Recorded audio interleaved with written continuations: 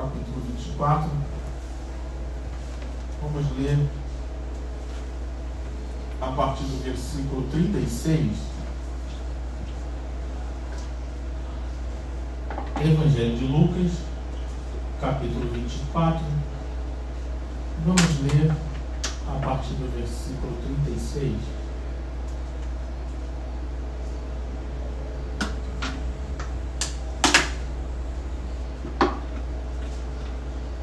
Lucas 24, 36. Você que já achou, diga amém. Amém. Você que ainda está procurando, diga aleluia. Diz assim a palavra do Senhor: falava eles ainda, eles aqui são os discípulos do Senhor, falavam eles ainda estas coisas, quando Jesus apareceu no meio deles e lhes disse: que a paz esteja com vocês. Eles, porém, ficaram assustados e com medo, pensando que estavam vendo um espírito. Mas ele lhes disse: por que vocês estão assustados? E por que surgem dúvidas no coração de vocês? Vejam as minhas mãos e os meus pés, que sou eu mesmo.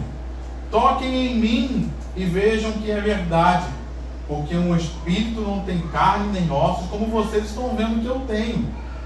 Dizendo isto, mostrou-lhes as mãos e os pés, e por não acreditarem eles ainda, por causa da alegria, e como estavam admirados, Jesus lhes disse: vocês têm aqui alguma coisa para comer? Então lhes apresentaram um pedaço de peixe assado, e ele comeu na presença deles.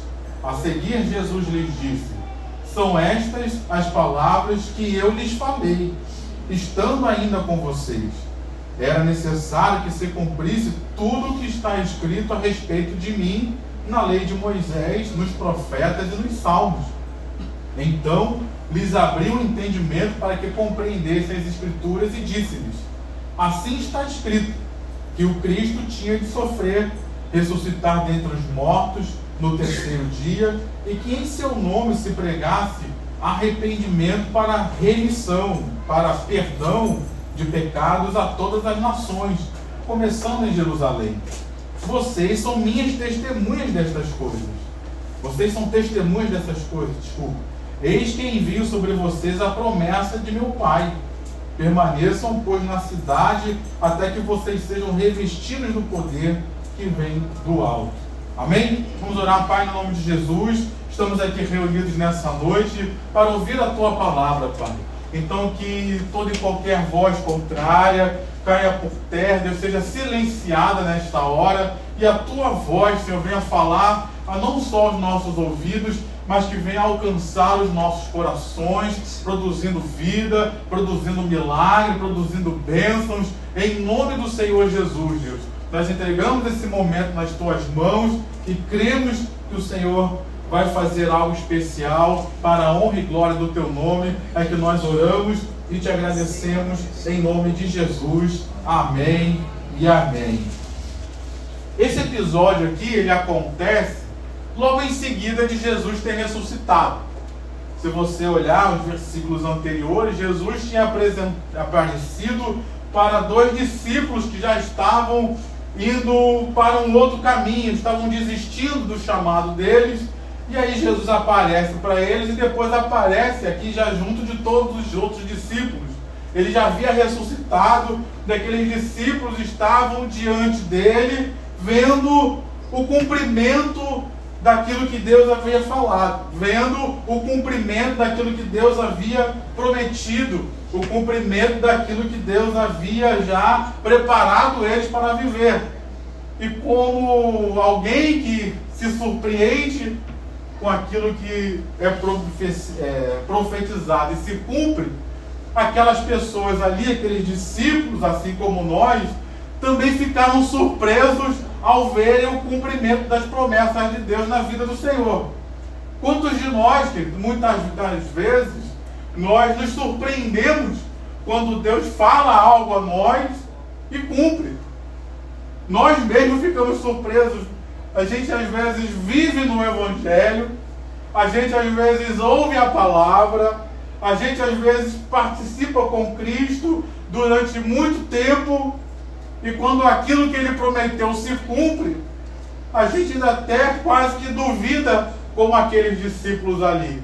Então a gente percebe que eles eram semelhantes a nós. Eles eram pessoas que também tinham suas questões, também tinham suas fragilidades, mas ainda assim eles puderam ser instrumentos de Deus para fazer a obra de Deus. E da mesma forma, eu também tenho as minhas fragilidades, você também tem as suas fragilidades, mas ainda assim, Deus também pode usar a mim e a você como canais de bênção para fazer a obra do Senhor. Diga amém. Amém. Diga, eis-me aqui, Senhor, para ser um instrumento em tuas mãos. E nós vemos aqui nesse texto, querido, algo importante para as nossas vidas. Jesus, ele fez questão de demonstrar para aqueles discípulos, após ressuscitado, de que ele era de fato o Cristo. Ele era de fato aquele que haveria de vir. Ele era de fato aquele a quem Deus havia escolhido para salvar a humanidade, inclusive os discípulos. E ele fez isso em primeiro lugar, provando que ele havia ressuscitado. Você leu aí junto comigo, nos primeiros versículos da nossa leitura, que ele apareceu diante dos discípulos.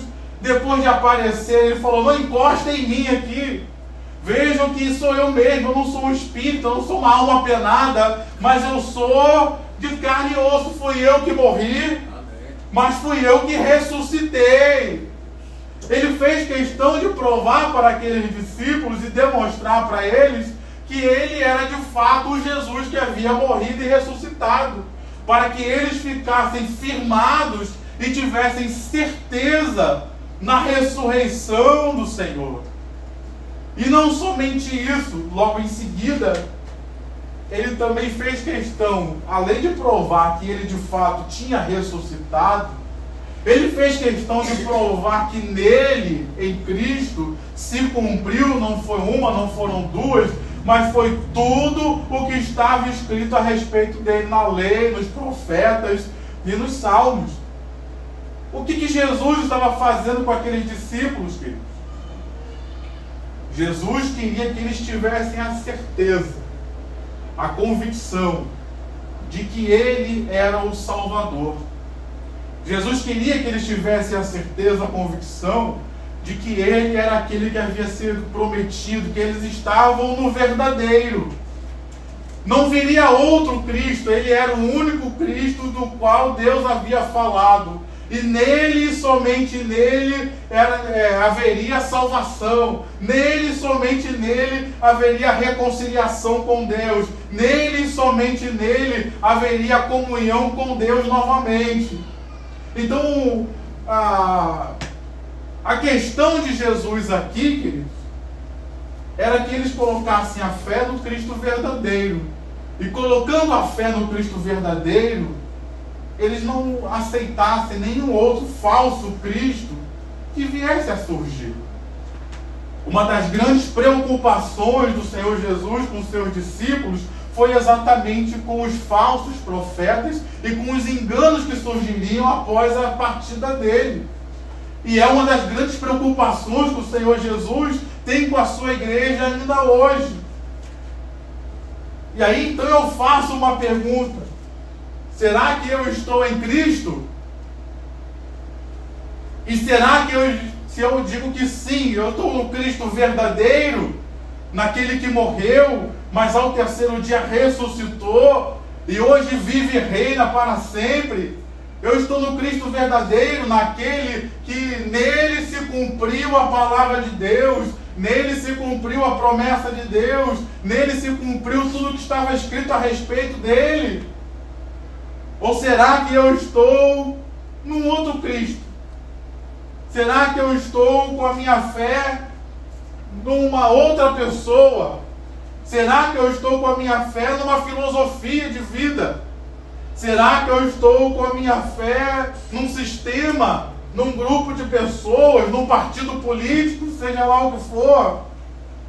Colocar a nossa fé em filosofias pode até trazer uma vida mais saudável, dependendo da filosofia que você siga. pode até trazer, talvez, uma consciência um pouco mais em paz, um pouco mais tranquila. Mas nada dessas coisas, nenhuma filosofia, nenhum sistema, nenhuma pessoa pode trazer salvação para mim, para você. Só Cristo pode trazer essa salvação. Só Cristo pode trazer perdão de pecados, porque só Ele venceu a morte. Só Ele venceu os pecados. Só Ele venceu o império das trevas. Só Ele venceu o mundo. Então, eu preciso perguntar para mim mesmo: será que eu estou no Cristo verdadeiro? No Cristo que morreu? Num Cristo que tem muitas doutrinas hoje que ensinam que Cristo não morreu, Ele desmaiou na cruz e depois acordou.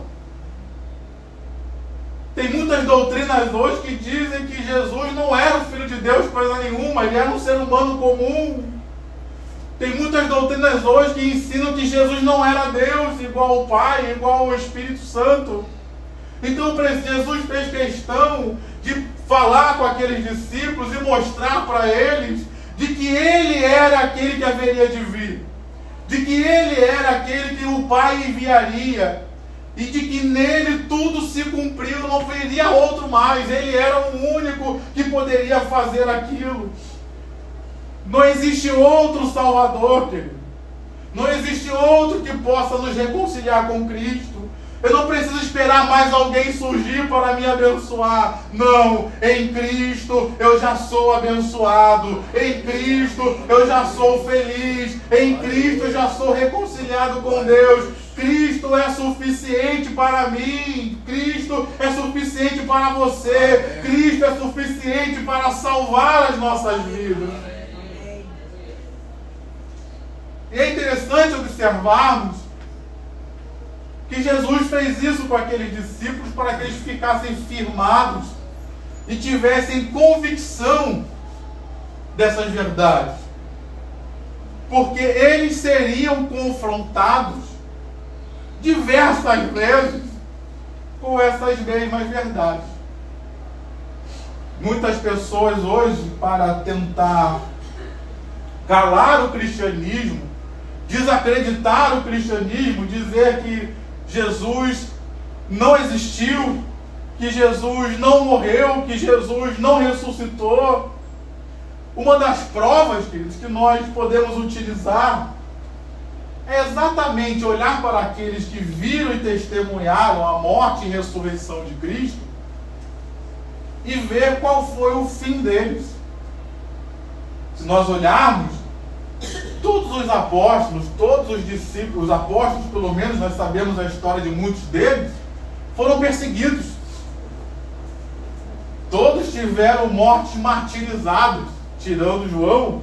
Todos os apóstolos tiveram mortes martirizadas, foram crucificados, foram perseguidos, foram mortos, foram decapitados, como o apóstolo Paulo.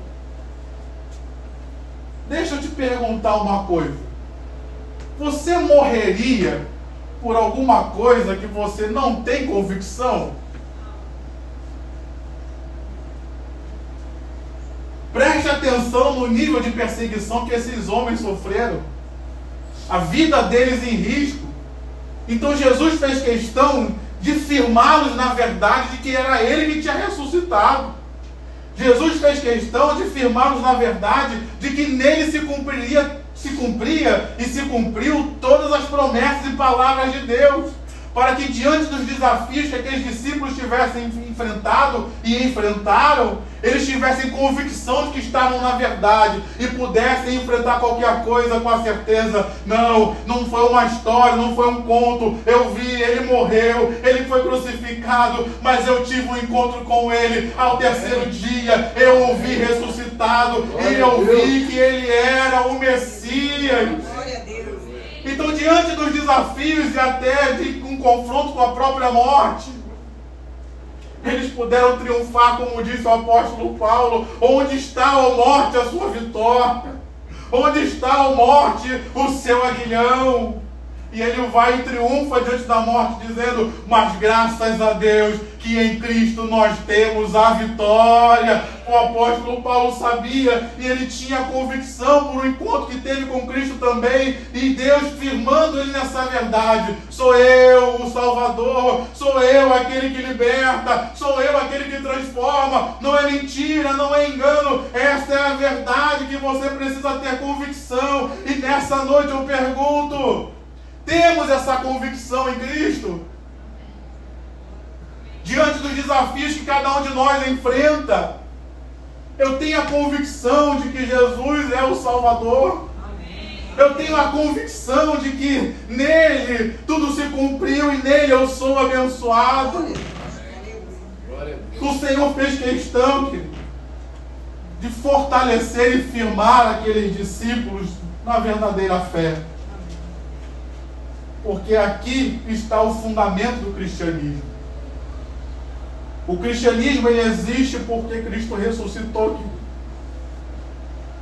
Se nós não tivermos fé na ressurreição de Jesus, tudo no cristianismo se torna vão.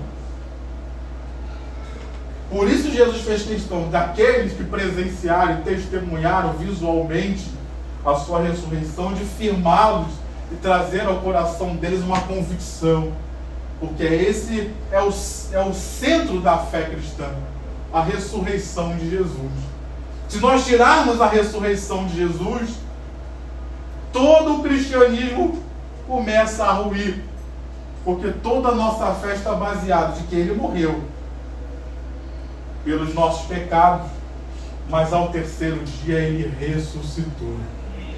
Ao terceiro dia, Ele venceu a morte.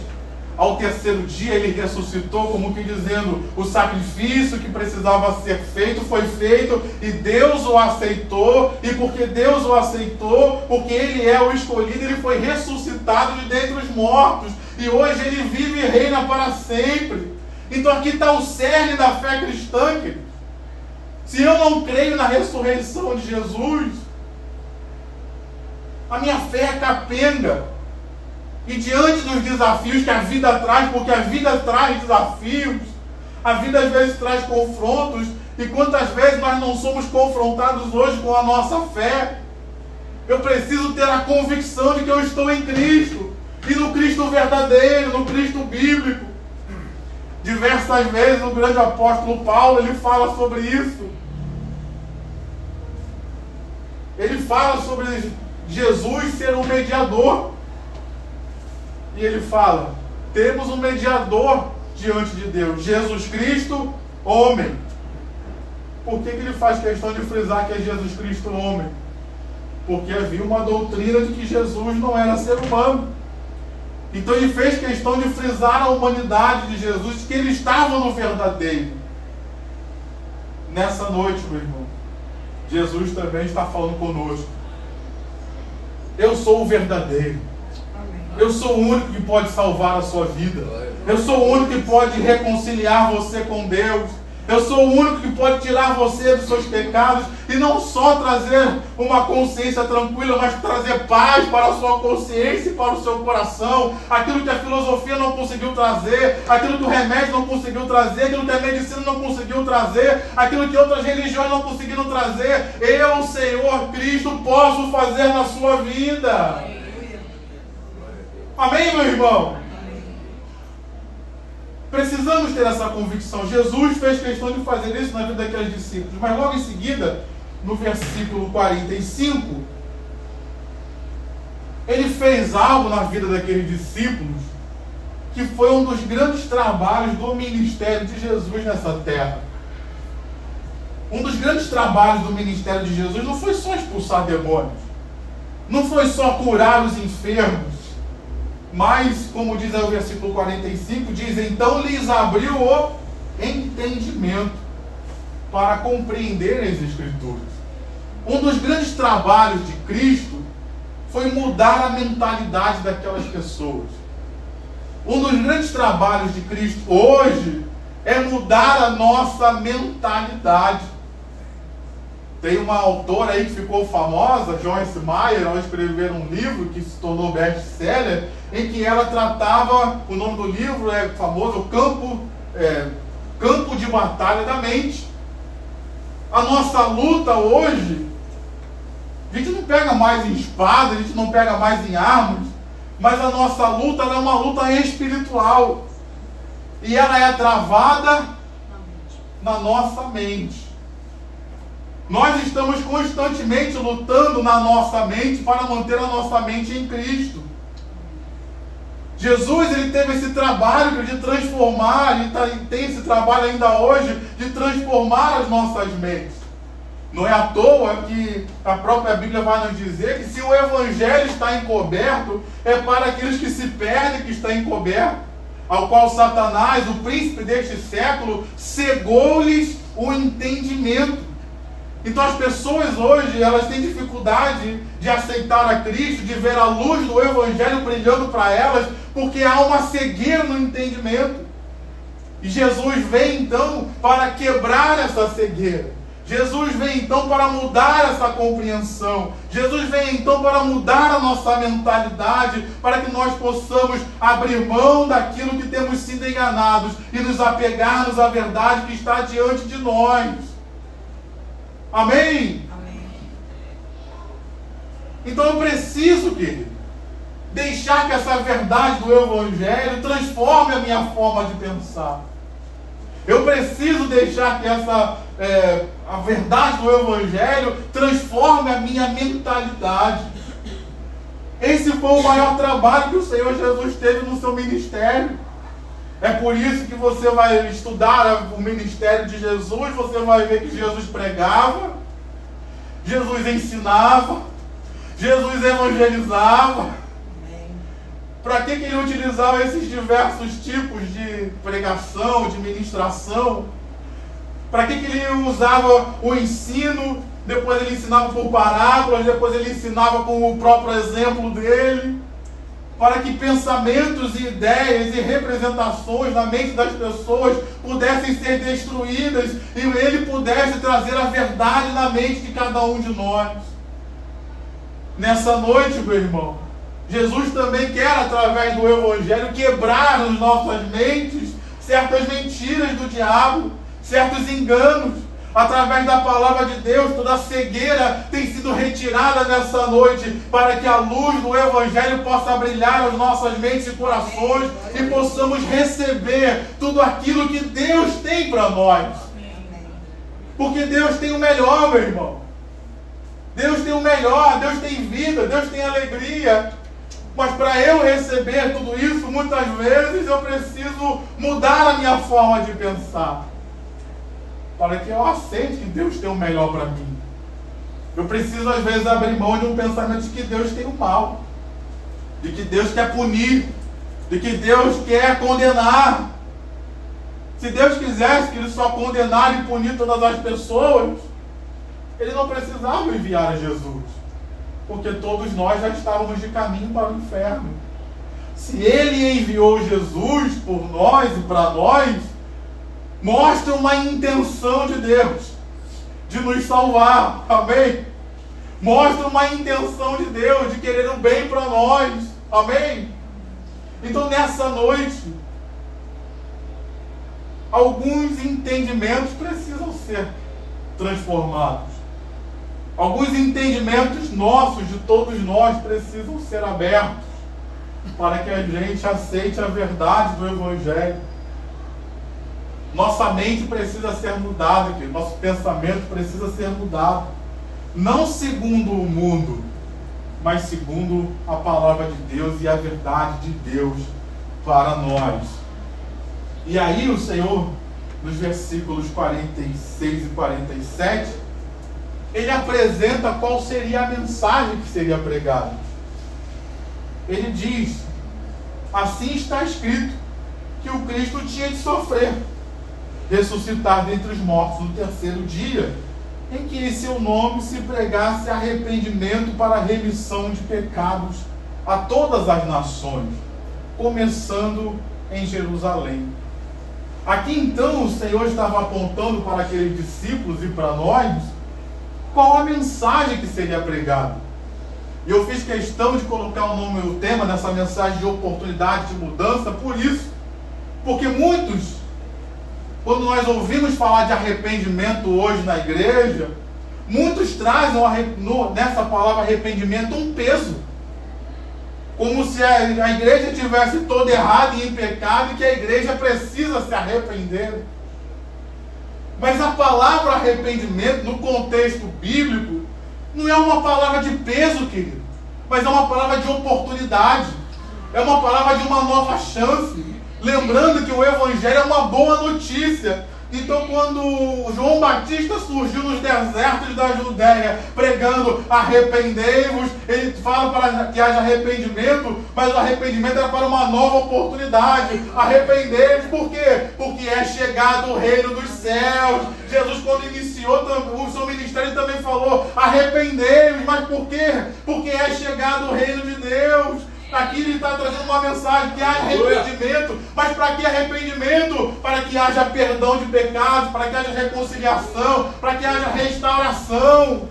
Então muitos só olham essa palavra como se fosse um peso, uma acusação, uma condenação, mas não. Arrependimento é reconheça os seus erros, reconheça as suas falhas, mas não precisa ficar mais refém delas, porque há o Cordeiro de Deus que tira o pecado do mundo, há uma nova oportunidade. Eu não preciso viver refém dos meus pecados, eu não preciso viver preso aos meus pecados, eu não preciso viver preso a essa sociedade. Há uma saída, há um escape em Cristo Jesus que eu posso me apegar nessa noite. Quando o apóstolo Pedro foi pregar na sua primeira mensagem do capítulo 2 de Atos, ele fez isso. Ele trouxe uma mensagem que confrontou aquelas pessoas que o ouviam, que levou aquelas pessoas a olharem para as suas vidas e perceberem que elas precisavam de mudança. A mensagem de Pedro foi uma mensagem tão impactante que aquelas pessoas, ao ouvirem a mensagem, se questionaram diante dessas verdades que lhe foram trazidas. O que podemos fazer? Diante da convicção dos meus pecados, o que eu vou fazer? Foi essa a pergunta que eles fizeram para Pedro. O carcereiro de Atos, capítulo 16, que estava para se matar ali, dar cabo da sua própria vida, e o apóstolo Paulo falou, não faças isso. Ele estava também com a convicção dos seus pecados. E diante dessa verdade, ele fez a mesma pergunta para Paulo, o que eu vou fazer? O eunuco da Etiópia começou a ouvir a mensagem do diácono Filipe. E diante da convicção dos seus pecados, ele também pensou, não tenho esperança, não tenho para onde ir. Como lidar com isso? E todos receberam a mesma mensagem. Arrependei-vos, crede no Evangelho. Arrependei-vos, crede no Evangelho e será salvo sua e sua casa. Arrependei-vos e volte-se para Deus, porque nele há solução. Arrependei-vos e volte-se para Deus, para não viver mais escravo dos seus pecados, escravo das circunstâncias, escravo dos pensamentos mundanos, escravo dessas situações que te aprisionam. Há uma saída, há um escape em Cristo Jesus, é para isso que Ele veio, e essa é a boa notícia, meu irmão. Amém. Então nessa noite, diante das convicções de pecados, diante muitas vezes das situações que nós enfrentamos e que não vemos saída nelas, o Evangelho ainda é uma boa notícia. Amém. O Senhor Deus, a Bíblia fala no livro de Provérbios que Ele é torre forte é o nome do Senhor. Eu ainda posso correr para dentro da torre forte que é Deus. Eu ainda posso correr para Cristo e me colocar debaixo de suas asas. Eu ainda posso correr para Cristo e não viver mais oprimido por diabo, por demônio nenhum. Eu ainda posso correr para Cristo e ter perdão dos meus pecados. Eu ainda posso correr para Cristo para ter paz na minha alma. Eu ainda posso correr para Cristo e ter convicção convicção da minha salvação, eu ainda posso correr para Cristo e ter a certeza de que nele serei aceito para receber tudo aquilo que ele tem para a minha vida. Então nessa noite, meu irmão, nessa noite, minha irmã, diante das verdades anunciadas, eu posso me arrepender e voltar para Cristo, ou eu posso continuar seguindo a minha própria vontade. Deus nos deu essa oportunidade, mas a vontade de Deus é nos dar uma palavra de esperança nessa noite, de que nele há saída, nele há solução, nele há um escape, nele há uma oportunidade de mudar o meu destino, nele há uma oportunidade de mudar as circunstâncias nas quais eu estou inserido. Talvez você tenha chegado aqui nessa noite pensando: para mim não tem mais jeito, para mim não tem mais saída, eu nasci assim e vou morrer assim. A palavra do Evangelho é, a boa notícia do Evangelho é que se você se arrepender e se voltar para Cristo, qualquer situação que você possa estar vivendo, há uma oportunidade de mudança. Ah, eu nasci assim, mas você não precisa terminar assim. Há uma oportunidade de mudança. Ah, eu estou vivendo assim, vivo assim há muitos anos, pastor, mas eu vim aqui com uma palavra de Deus para você. Em Cristo Jesus ainda há uma oportunidade de mudança. O mundo quer dizer que não tem saída. Às vezes o diabo quer dizer que não tem saída. Às vezes a nossa mentalidade acha que não tem saída. Mas o Evangelho me prova que em Cristo Jesus, se eu me apegar a Ele, ainda há uma oportunidade de mudança. As coisas não precisam acabar do jeito que você está pensando, elas podem acabar muito melhor. Ainda há uma oportunidade de mudança em Cristo Jesus para todos nós. O Evangelho, a mensagem de perdão, remissão de pecados era para todas as nações. Não era para um grupo seleto, mas era para todos. Eu estou incluído em todos? Sim ou não? Se são todos, eu estou incluído? Você está incluído em todos? Se são todos, você não é para você essa mensagem? Não é para você essa oportunidade? Jesus estava dizendo, essa oportunidade não é só para vocês, apóstolos, não é só para vocês que estão me ouvindo, mas é uma oportunidade que está sendo colocada diante de todos, aqueles que se voltarem para mim, aqueles que me buscarem, diz o Senhor, aqueles que aceitarem a minha salvação, para eles também há uma oportunidade de mudança. Versículo 48, já estou terminando, mas o versículo 48, o Senhor, ele responsabiliza aquelas pessoas. Ele diz, vocês são testemunhas destas coisas. Que coisas que Jesus está falando? Da ressurreição. São testemunhas de tudo aquilo que eles viram o Senhor Jesus fazer no ministério dele.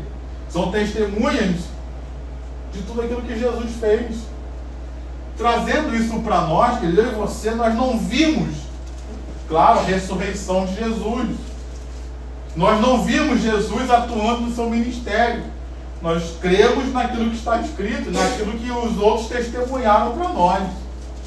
Mas hoje, embora nós não tenhamos visto Jesus ressuscitado, nós vimos Jesus fazer muitas coisas.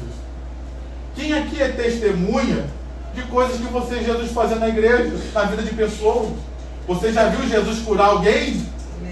Você já viu alguém, Jesus restaurar vidas, libertar pessoas, restaurar casamentos, restaurar famílias? Você já viu Jesus curar pessoas que estavam quase mortas, ou talvez até você tenha a oportunidade de ver pessoas até ressuscitarem? Há uma responsabilidade sobre nós também somos testemunhas daquilo que Jesus tem feito nesta terra. Nós também somos testemunhas das obras que Jesus tem feito, tanto na nossa vida, quanto na vida de outros. E Ele espera que nós falemos dessas coisas para confirmar tudo aquilo que nós já lemos na Palavra de Deus. Então, nessa noite, meu irmão, Aquilo que Jesus tem feito na minha e na sua vida é uma propaganda para anunciar o Evangelho da salvação. Será que você pode olhar para essa pessoa que está próxima a você e contar uma coisa que Deus fez na sua vida, para a vida dela? Você pode dizer, um dia eu estive enfermo e fui curado. Um dia eu estava triste e Deus me deu alegria. Um dia eu estava desesperançado e recebi uma nova esperança. Um dia eu estava perdido e fui achado. Olha que maravilha! Somos testemunhas, queridos, daquilo que Jesus tem feito. Somos testemunhas da glória de Deus que Ele tem manifestado nas nossas vidas. Diga amém. Amém. Você que é testemunha, você que já viu Deus fazer algo, diga amém. Amém. Diga glória a Deus pela obra que Ele fez na sua vida, o que você percebeu. E aí, para a gente terminar, o Senhor, no versículo 49, Ele diz que havia uma preocupação em Cristo com relação aos discípulos. Ele disse: eis que envio sobre vocês a promessa de meu Pai. Permaneçam na cidade até que vocês sejam revestidos do poder que vem do alto. Qual era a preocupação ali do Senhor Jesus? Que os discípulos permanecessem juntos. Aperta a mão do seu irmão e diga: graças a Deus que você está aqui. Graças a Deus que você está perseverando, meu irmão. Graças a Deus que você está na casa de Deus. Graças a Deus que estamos juntos aqui na casa de Deus para adorarmos a Deus, bendizermos o seu nome. Graças a Deus que as lutas, as dificuldades, as aflições da vida não te tiraram da casa de Deus. Você está de parabéns. Você veio à casa de Deus para ouvir a palavra, para ser um canal de bênçãos, para testemunhar para o seu irmão. Aleluia! Aplauda o Senhor com o seu melhor. Diga glória a Deus. Jesus se preocupou com aqueles discípulos. Permaneçam juntos. Permaneçam, não se afastem, não saiam da casa de Deus, não saiam da presença de Deus, não saiam da comunhão com os irmãos. Mais uma vez reforço a você o convite, você que é membro dessa igreja, não falte a nossa ceia do Senhor no próximo domingo. Amém. Vamos perseverar e vamos permanecer juntos. Diga amém, por favor. Amém. Jesus se preocupou, querido, com aqueles discípulos. E se preocupa com os discípulos de hoje também. Porque existem muitos enganos sendo pregados nos dias de hoje, falando mal da igreja, atacando a igreja, dizendo que a igreja não presta, que eu não preciso de igreja. E Jesus é que está dizendo: permaneçam juntos, não se afastem, permaneçam firmes na minha presença. E naquele tempo que Jesus falou isso, era um tempo de perseguição. Vamos lembrar que ele tinha acabado de morrer recentemente, então havia um risco dos seus discípulos serem perseguidos também. Mas ainda assim Jesus falou: permaneçam firmes, não se afastem uns dos outros. É um tempo de luta, é um tempo de prova. Então é aí que nós precisamos estar mais unidos, é aí que nós precisamos estar mais juntos, é aí que nós precisamos estar de mais mãos dadas ainda e mais próximos uns dos outros. Tempo de luta, tempo de perseguição, não é tempo de se afastar, não é tempo de desistir, é tempo de um segurar a mão do outro e dizer: estamos juntos nessa. Amém. Quando um tentar desanimar, o outro levanta e diz: não vamos desanimar não vamos largar a fé não. Como fez Paulo e Silas na hora da luta, na hora da aflição. Vamos juntos, vamos cantar, vamos adorar, vamos louvar a Deus, vamos buscar a Deus. Porque é isso que Deus espera de nós, é isso que Jesus quer de nós. E nesse ambiente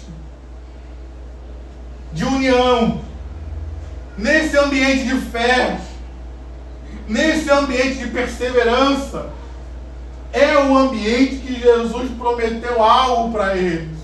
Vocês receberão o poder do alto, vocês receberão o Espírito Santo, vocês serão batizados com o Espírito Santo. É nesse ambiente de comunhão, meu irmão, é nesse ambiente de unidade da igreja, é nesse ambiente de perseverança, mesmo diante das aflições, que vem o poder de Deus, que vem a graça de Deus, que vem o Espírito de Deus para fortalecer as nossas vidas e nos capacitar para fazer aquilo que precisa ser feito. Posso ouvir um glória a Deus da igreja? Posso ouvir um aleluia. Posso ouvir um levantar de mãos aí e dizer: bendito seja o nome do Senhor. Ora vem, Senhor, nos encher do teu Espírito. É nesse ambiente de perseverança, de fé, de comunhão, de unidade, que o Espírito de Deus é derramado, que as promessas se cumprem, que a glória de Deus se manifesta. Então, nessa noite, eu e você temos uma responsabilidade muito grande. Quem quer ver a glória de Deus manifesta aqui? Quem quer ver Deus agindo com poder neste lugar? Pessoas sendo libertas, pessoas sendo curadas. Não olha só para o pastor, não. Não olha só para o diácono, não. Não olha só para o obreiro dizendo é responsabilidade deles, eles que se virem, não. Para que a glória de Deus se manifeste neste lugar, é responsabilidade de todos nós. Não estou me eximindo da minha responsabilidade. Não estou eximindo os diáconos das responsabilidades deles. Não estou eximindo os obreiros, os trabalhadores da casa de Deus da responsabilidade deles. Mas cada um de nós aqui tem a sua responsabilidade. Então, nessa noite, meu irmão, Deus quer que nós estejamos juntos. Nesta noite, Deus quer derramar o poder dele sobre as nossas vidas, nos capacitando para fazer aquilo que ele nos pediu fazer. Para vencer as oposições, vencer as opressões. Como é que eles venceram tamanha oposição, querido? Como é que eles venceram tamanha perseguição? Foi no poder do alto. Foi no poder do Espírito, não foi na força e na capacidade deles, mas foi no poder de Deus que revestiu e capacitou aquela igreja para vencer aquele momento difícil que enfrentavam. E o mesmo Espírito está disponível para mim, o mesmo Espírito está disponível para você, o mesmo Espírito está disponível para essa geração da igreja, para que possamos também enfrentar as dificuldades e aflições que vivemos hoje e vencer cada uma delas no mesmo poder de Deus nas nossas vidas. Diga amém, aplauda ao Senhor com o seu melhor, diga glória a Deus. Se coloque de pé. Quero orar por você nessa noite.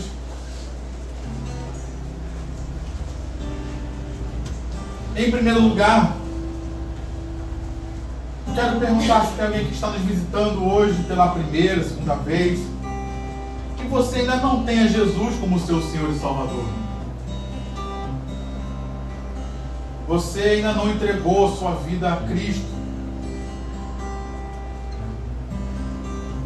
Você ainda não declarou com seus próprios lábios que Jesus é o Senhor da sua vida.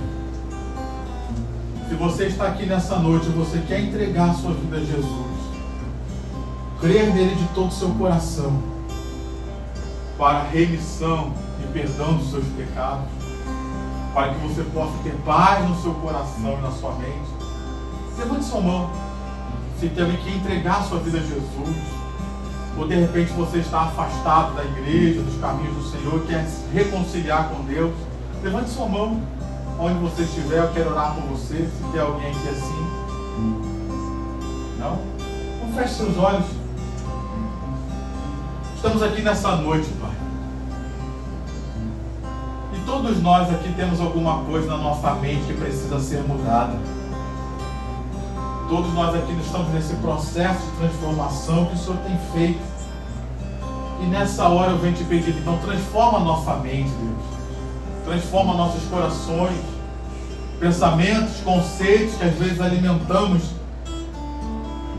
Às vezes trazemos de outras religiões, às vezes trazemos da família, daquilo que aprendemos. Muitos de nós vivemos numa família que era talvez muito punitivo. Se você fizer alguma coisa, você vai apanhar. Se você fizer alguma coisa, você vai ficar de castigo. E às vezes a gente traz esse conceito de um pai que foi duro, de uma mãe que foi dura para o Evangelho, e a gente acha tudo aquilo que Deus faz errado, tudo aquilo que a gente faz de errado, Deus vai querer punir, Deus vai querer castigar a gente. E às vezes essas representações precisam ser transformadas. Muda a nossa mente, Pai. Muda os nossos corações. Não pelo poder de outras filosofias, mas pelo poder da verdade do Evangelho. Nos transforma, Pai, para que nós possamos viver e desfrutar tudo aquilo que o Senhor tem para nós. Coloca nas Tuas mãos, Pai, as nossas vidas. Nos ajuda, Pai, nos fortalece a perseverar e nos dá o Teu poder, Deus. Derrama do Teu poder sobre a igreja Nova Vida do Catete. Batiza-nos com o Espírito Santo e com poder, Pai. Renova-nos no Teu poder, renova-nos na Tua unção, Deus, em nome de Jesus, porque ainda há uma obra a ser feita, ainda há um testemunho a ser dado, ainda há um Evangelho a ser pregado, Pai. Derrama do Teu poder sobre nós, nos ajuda a perseverarmos juntos para receber desse poder, Deus. Nos ajuda a encorajarmos uns aos outros para recebermos deste poder, Pai. Assim nós oramos, entregando essas nossas vidas, entregando essa mensagem nas Tuas mãos e Te agradecendo, meu Pai. Em nome do Senhor Jesus. Amém e amém. Dê a mão ao seu irmão, dê a mão à sua irmã. Essa é a hora de nós encorajarmos uns aos outros na perseverança. Você vai orar pelo seu irmão, você vai orar pela sua irmã, você vai colocá-lo nas mãos de Deus. E certamente Deus vai te usar como um canal de bênção. Depois termina a bênção. Pai querido, Deus amado, nós te louvamos, Senhor, te agradecemos por mais esse dia na Tua presença, Pai.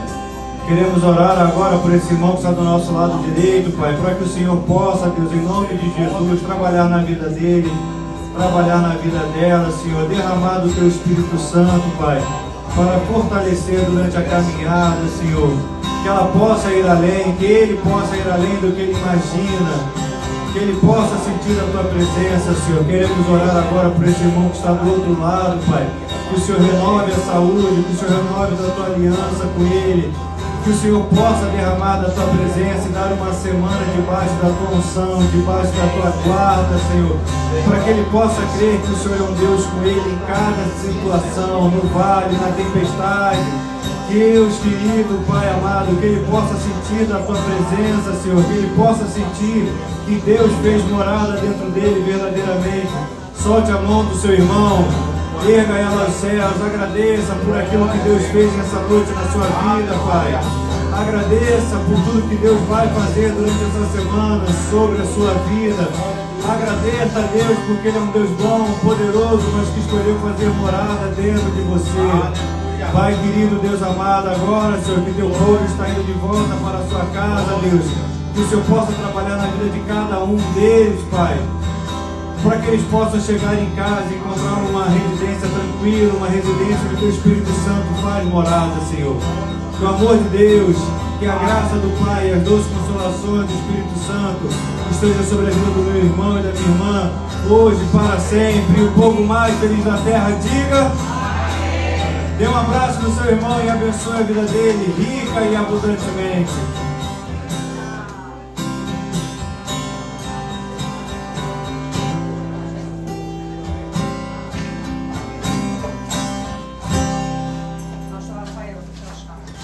Obrigado, Sérgio.